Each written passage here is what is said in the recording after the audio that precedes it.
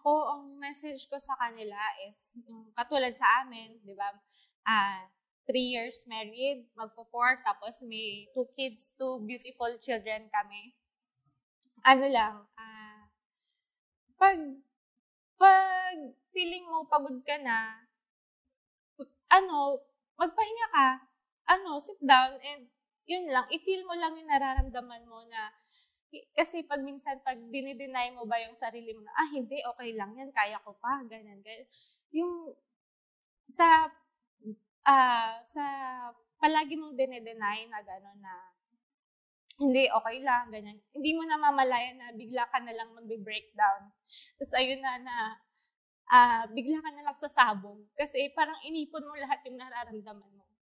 Ayun, so, sana makahanap sila ng outlet para unti-unti ma-resolve nila yung issues nila personally, para hindi ganun nga na sasabog na lang na, tapos pag kasi ganun na inipon mo yung, ano ba yan, pagod na ako, ganyan. Tapos hindi mo sinasabi doon sa partner mo na kailangan mo ng tulong, na please help me, ganyan. Napapagod din ako.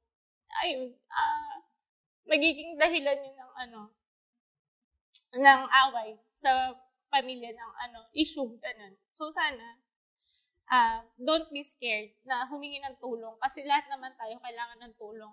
Sabi nga nila, it takes a village to raise a child. So kami, alam mo kami, wala kaming tulong, wala kaming household help. Pero thankful kami, nandyan yung mga lolo, lola, and mga tita, tito, yan. So, ayun, whenever you need help, you ask for help. Hindi makakabawas sa pagiging magulang yun.